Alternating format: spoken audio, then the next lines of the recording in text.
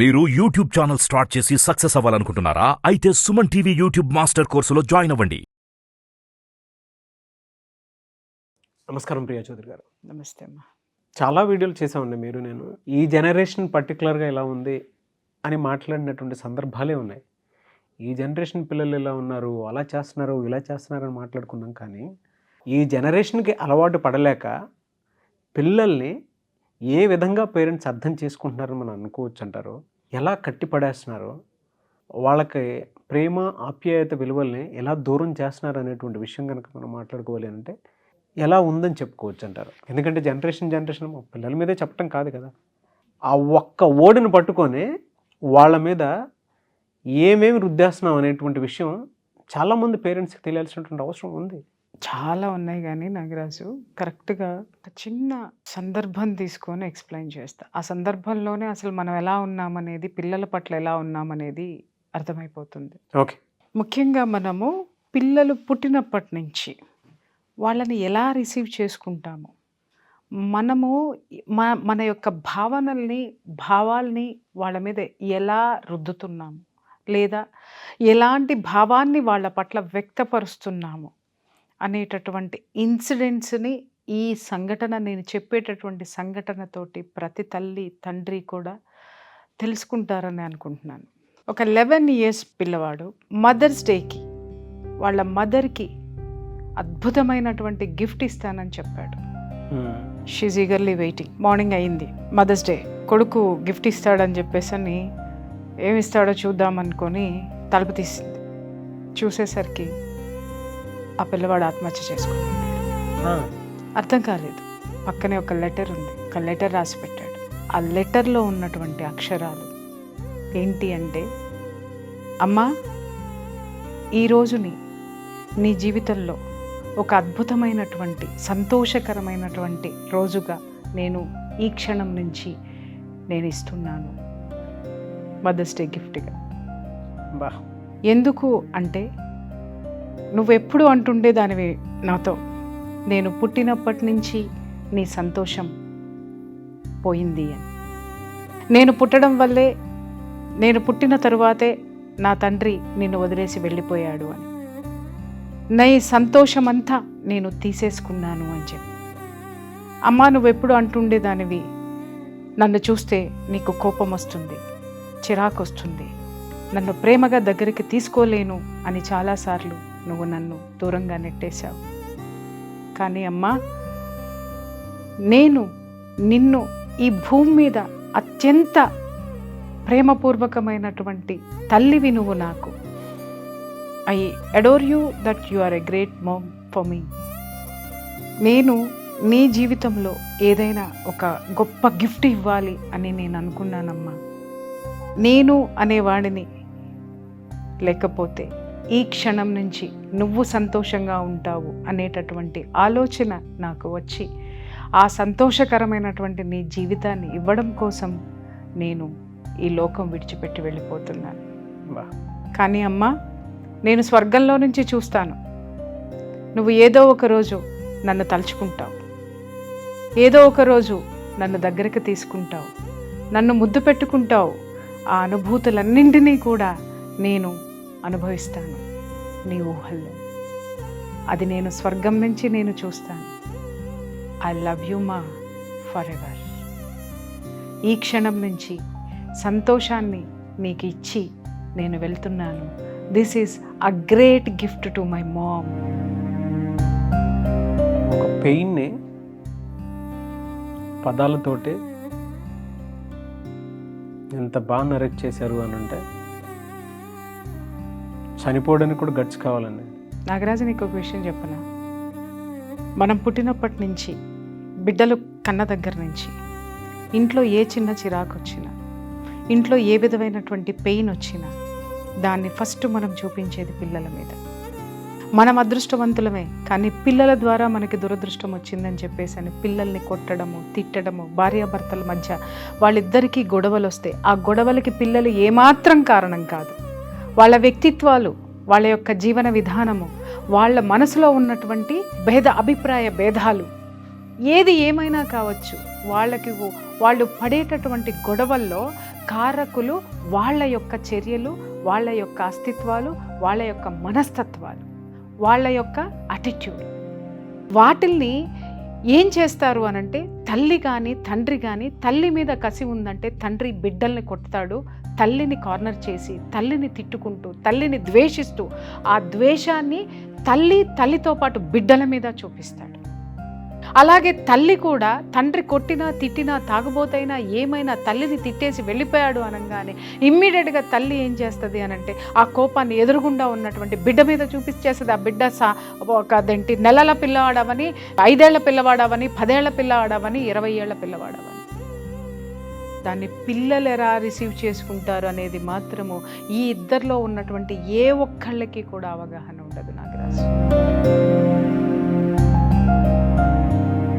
ఒక్కసారి ఈ తల్లిదండ్రులందరినీ అడిగి చూడమని వాళ్ళ పిల్లల్లో పిల్లల్ని ఏదో ఒక క్షణంలో ఆ పేరెంట్స్ వాళ్ళ పిల్లల పట్ల చూపించేటటువంటి ఇలాంటి దాష్టీకమైనటువంటి చర్యల వల్ల pre teenage in the sense 10 years నుంచి 16 years లోపే చాలామంది పిల్లలు ఏదో ఒక రోజు ఆత్మహత్యకి పాల్పడే ఉంటారు. ఎందుకు అనంటే నా వల్ల నా తల్లిదండ్రులకి సుఖం లేదు, నేనంటే నా తల్లిదండ్రులకి ప్రేమ లేదు, నేను ఉండడం వల్లే నా వల్లనే వాళ్ళు ఇలా కొట్టుకు చేస్తున్నారు, నేను చనిపోతే వాళ్ళు బాగుంటారేమోనని ఏదో ఒక రోజు ఇలాంటి సందర్భాలు వచ్చిన ప్రతి పిల్లవాడు కూడా ఏదో ఒక రోజు ఆత్మహత్యకి పాల్పడే ఉంటాడు. బికాస్ వాస్తవం చెప్పనా, నా జీవితంలో నేను కూడా ఫేస్ చేశాను విత్ మై చైల్డ్. ఒకానొక సందర్భంలో నేను పడే మానసిక క్షోభని నా కూతురు చూసి she was try to commit suicide. తను తర్వాత నా ఇంట్లో ఉన్న పని పిల్లతోటి చెప్పుకుంది, నేను లేకపోతే మా అమ్మ చాలా హ్యాపీగా ఉంటుంది, నా వల్లే మా అమ్మ ఇంతమంది ఏమి అంటున్నా ఈ ఇంట్లో ఎందుకు స్టికాన్ అయ్యింది అంటే కేవలము నా కోసము, నేను బాగుండాలి, నాకు ఒక కుటుంబం కావాలి అని ఇక్కడ ఉంది. అదే నేను చనిపోతే మా అమ్మ చాలా హ్యాపీగా ఉంటుంది అని. బై గాడ్స్ గ్రేస్ తను ఆ పని చేసేటప్పుడు నేనే తనని వెతుక్కుంటూ గట్టిగా అరిచేసరికి ఆ పని నుంచి విరమించుకొని వెనక్కి వచ్చేసింది. దీనికి సాక్షులు నా స్నేహితులు ఉన్నారు, కెమెరా సాక్షిగా చెప్తున్నారు, వాళ్ళు చెప్తేనే నాకు తెలిసింది. ఎలా అండి అసలు అంత పెయిన్? మీరు ఇంత ఫ్రీడమ్ ఇస్తారు, బాగా చూసుకుంటారా? మనం అనుకుంటున్నాం నాగరాజు, మనం అనుకుంటున్నాం ఫ్రీడమ్ ఇస్తున్నాం, మనము ఫ్రీడమ్ ఇవ్వడం లేదు. వాళ్ళకి మనం డబ్బు ఇస్తున్నాము, డబ్బుతోటి వాళ్ళకి కావలసినటువంటి వస్తువులు ఏర్పరుస్తున్నాము, వాళ్ళకి కావలసినటువంటి స్కూల్ని ఏర్పరుస్తున్నాము, వాళ్ళకి కావలసిన వెహికల్స్ వాహనాలు ఏర్పరుస్తున్నాము, వాళ్ళకి అవన్నీ కొని ఇస్తున్నాము తప్ప కన్న వాళ్ళ కోసం ప్రేమని మాత్రం మనం ఇవ్వడం లేదు. నిజంగా లేదయ్యా. ఇలాంటి సందర్భాలు ఎంతమంది పిల్లలు ఇట్లా పేరెంట్స్ మధ్య తల్లిదండ్రులు ఇద్దరి మధ్య నలిగి ఇవాళ ఎటు పోవాలో అర్థం కాక చిన్న వయసు నుంచే వాళ్ళ పెడదారులు పడుతున్నారని నువ్వు నేను ప్రపంచమంతా కోడై కూస్తున్నారు. కానీ పెడదారి ఎందుకు పడుతున్నారు అనేది ఒక్కసారి తల్లి తండ్రి ఆత్మావలోకనం చేసుకోవాల్సినటువంటి అవసరం ఉంది.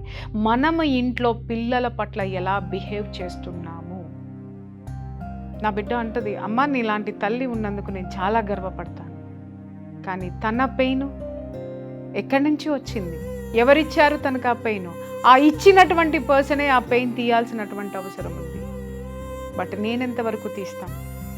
నేను ఎలా తీయగలను అంటే ఒకే ఒక్క పని నేను చేయగలను ఏంటి అంటే తన ప్లేస్లో ఉండి తనని అర్థం చేసుకోవటం. హ్యాట్స్ ఆఫ్ టు యు అండి. అయినా నాగరాజు, పిల్లలకి మనం చేసేది చాలా తక్కువ. భార్యాభర్తలు ఇద్దరూ కూడా చాలా బ్యాలెన్స్డ్గా ఉండాల్సినటువంటి అవసరం ఉంది. నేను చెప్తున్నాను, బతకటం చేతగాని భార్యాభర్తలు దయచేసి పిల్లల్ని కనకండి. పిల్లల్ని కన్న తరువాత దయచేసి మీ కోపాల్ని, తాపాల్ని, తిట్లని, మీ అసహనాన్ని, మీ యొక్క అయిష్టాన్ని ఆ బిడ్డల మీద మాత్రం చూపించండి. ఇలాగే ఒక బిడ్డ సూసైడ్ చేసుకుంది అని తెలిసిన తరువాత ఆ తల్లి ఏం చేసింది అంటే, అరే తండ్రి తన యొక్క దృక్పథాన్ని మార్చుకుంటాడు అని చెప్పేసి అతనికి తెలిసేటట్టు చేసింది, బిడ్డ ఇలా ఆత్మహత్యకి ట్రై చేశారు అని చెప్పేసి. ఆ తండ్రి తను ఏం ఎక్స్పెక్ట్ చేసిందంటే, తండ్రి మారతాడు, తండ్రి యాటిట్యూడ్ మారుతుంది, బిడ్డని దగ్గరకు తీసుకుంటాడు, ఇంట్లో గొడవలు తగ్గితే సంతోషంగా ఉంటారని ఎక్స్పెక్ట్ చేస్తే ఆ తండ్రి తిరిగి ఏం చేశాడో తెలుసా నాగరాజు? ఆ తల్లి లేని రోజున ఒకరోజు ఆ బిడ్డని పక్కన కూర్చోపెట్టుకొని, ఎందుకు అనంటే అప్పటికే ఆ బిడ్డ ట్రై చేసి దాని నుంచి వెనక్కి వచ్చేసినటువంటి, విరమించుకొని వెనక్కి వచ్చి ఆ తల్లి కాపాడుకుని ఆ తల్లి చేసుకుని వస్తే మళ్ళీ ఆ బిడ్డని కూర్చోపెట్టుకొని యూట్యూబ్లో హౌ టు కమిట్ సూసైడ్ అనేటటువంటి children how to commit suicide అనేటటువంటి వీడియోస్ని పెట్టి చూపించాడు. ఆ బిడ్డ ఆ తల్లికి చెప్పుకొని గుండె పగిలేటట్టు ఎంత ఏడ్చిందో, ఆ తల్లి 4 గోడలకి మధ్య గుండె పగిలేటట్టు ఎంత ఏడ్చిందో. ఇలాంటి తల్లులు ఎంతమంది ఉన్నారో ఈ భూప్రపంచంలో. ఇలా నలిగిపోతున్నటువంటి పిల్లలు ఎన్ని కోట్ల మంది ఈ భారతదేశంలో ఉన్నారో మీకేం తెలుసు? ఈరోజు పిల్లలందరూ దేశం వదిలిపెట్టి ఎందుకు పోతున్నారు, ఇల్లు వదిలిపెట్టి ఎందుకు పోతున్నారు, తల్లిదండ్రులు చూడకుండా ఎందుకు పోతున్నారు అనంటే, ఒకప్పుడు ఈ తల్లిదండ్రులు ట్రీట్ చేసినటువంటి విధానమే ఈరోజు ఆ పిల్లల యొక్క మనుగడ. ఎంతమందికి తెలుసు నాగరాజు ఇది? ఎంతమందికి తెలుసు నాగరాజు వాస్తవాలు చెప్తే యాక్సెప్ట్ చేసేటటువంటి దమ్ ఎవరికైనా ఉందా? ఇవాళ నా గురించి నేను ఎందుకు చెప్పవలసి వచ్చింది అనంటే, ఈ మధ్య నేను పిల్లల్ని, దట్టు ప్రీ టీనేజ్ పిల్లల్ని 6th క్లాస్ నుంచి 5th క్లాస్ నుంచి తీసుకొని ఉంటే, 5th కూడా కాదు 4th నుంచి 10th క్లాస్ వరకు పిల్లల్ని తీసుకుంటే వాళ్ళతోటి మమేకమైన తర్వాత ఎన్నో విషయాలు కొన్ని వందల వేల ఆక్రందనలు, ఆక్రోశాలు నాకు వినిపించాయి. అవన్నీ విన్న తర్వాత నిజంగా నేను మంచిని కాలేకపోయినా. అంటే మనము ప్రపంచాన్ని one side of the coin మాత్రమే చూస్తున్నాము, other side of the coin మనము చూడడం మానేసి చాలా కాలం అయిపోయింది అనేది నేను గుర్తించాను. పిల్లల వేదన భరించేటువంటి వాళ్ళకి మాత్రమే తెలుసు, అర్థం చేసుకునే వాళ్ళకి మాత్రమే నాగరాజు. వాళ్ళు వేదన భరిస్తున్నటువంటి వాళ్ళు ఎవరు నన్ను ప్రేమతో దగ్గర తీసుకుంటే బాగుంటుంది అనుకునేటువంటి ఆలోచనలో ఉన్న పిల్లలు చాలామంది ఉన్నారు. వాళ్ళ ఆవేదనని వాళ్ళు చూసే సెల్ ఫోన్లను అడగండి, వాళ్ళ ఆవేదనని వయసు రాకముందే కాల్చే సిగరెట్లను అడగండి, వాళ్ళ ఆక్రోశనని వాళ్ళు తాగే మందు బాటిల్ని అడగండి, వాళ్ళు చేసేటటువంటి బిహేవియర్ని అడగండి, వయసుకు మించినటువంటి అలవాట్లను అడగండి. వాళ్ళు ఎలాంటి ఆక్రందనలో ఉన్నారో, ఎలాంటి ఆక్రోశంలో ఉన్నారో, ఎలాంటి ప్రేమని వాళ్ళు కోరుకుంటున్నారో, ఎంత దీనమైనటువంటి పరిస్థితుల్లో డబ్బు మత్తులోనూ లేకపోతే విలాసాల మత్తులోనూ జోగుతున్నటువంటి ఫాల్స్ ప్రెస్టేజెస్ తోటి, ఫాల్స్ థింకింగ్ తోటి కొట్టుమిట్టాడుతున్నటువంటి ఆ యొక్క తల్లిదండ్రుల మధ్య నలిగిపోతున్నటువంటి, అడకత్తెరలో పోకచక్కలాగా నలిగిపోతున్నటువంటి పిల్లలు ఈరోజు చరిత్రలు కొన్ని వందలు వేలు మనం తవ్విన కొద్దీ కనిపిస్తాయి నాగరాజు. డెఫినెట్గా వాటిని డీప్ రీసెర్చ్ చేసి ప్రతి పిల్లల మనసుని అర్థం చేసుకొని పెద్దవాళ్ళకి చెప్పాల్సిన అవసరం ఉందని అనుకుంటున్నాను. ఆ సిరీస్ కంటిన్యూ చేద్దామని అనిపిస్తుంది నాకు. నేను దానికి పదం అయితే నాకు లేదు. గుడ్ డెసిషన్, బెస్ట్ డెసిషన్ కాదు, ఇది అసలు తీసుకోవాల్సిన, మనం వెళ్ళాల్సినటువంటి బాట. నిజంగా నేను చెప్తున్నాను కదా, ఎక్కడికైనా సరే, ఎంత దూరమైనా సరే నేను వెళ్ళదలుచుకున్నా, ఆ పిల్లల యొక్క మనోభావాలని, ఆ పిల్లల యొక్క యాటిట్యూడ్ని, ఎందుకు ఈ యువత అని అనలేము మనం. వాళ్ళు యువతకి తక్కువ, బాల్యానికి ఎక్కువ, మధ్యలో ఉన్నటువంటి కౌమార దశలో ఉన్నారు. ఆ పిల్లలు ఆ వయసులో ఎంత విపరీతమైనటువంటి స్ట్రగుల్స్లో ఉన్నారో, ఎలాంటి ఆవేదనలో ఉన్నారో, ఎలాంటి ఆక్రందనలు వాళ్ళ మనసుల్లో ఉన్నాయో నాగరాజు నువ్వు అడుగు. ముందు నేను ఎన్ని చెప్పగలను, ఎన్ని చూపించగలను డైరెక్ట్గా కూడా నేను. డెఫినెట్గా అండి, మనతో పాటు ఆడియన్స్కి కూడా ట్రావెల్ అవుదామని రిక్వెస్ట్ చేద్దాం. అయితే ఈ సిరీస్కి ఇప్పటివరకు మేము మిథునం అనే కాన్సెప్ట్ చేసాం కదా, పిల్లల కోసం సపరేట్గా ఒక సిరీస్ స్టార్ట్ చేద్దామని ఇప్పుడే అనుకున్నాం. కాబట్టి టైటిల్ మీరు సజెస్ట్ చేయండి కింద. వాళ్ళ జీవితాలను కానివ్వండి, వాళ్ళ మనోభావాలని కానివ్వండి, ఎలా ఉన్నాయి, ఏంటి, ఎలా బాగు చేయొచ్చు అనేటువంటి ఉద్దేశంతో తీసుకున్నటువంటి కాన్సెప్ట్ ఇది. ఇప్పటికిప్పుడు కింద కామెంట్ బాక్స్లో మీరు సజెస్ట్ చేయండి ఈ సిరీస్కి ఏ టైటిల్ బాగుంటుంది అనేది. దాన్ని బట్టి ఖచ్చితంగా ఒక బెస్ట్ టైటిల్ని ఆడియన్స్లోకి మీ ముందుకు తీసుకొని వస్తాము. బట్ థ్యాంక్ యూ ఇన్స్టెంట్గా ఒప్పుకున్నందుకండి. చాలా మంచి టాపిక్ ఇది. Thank you so much and wish you all the best. Congratulations both of us. Thank you so much Priya Chowdary.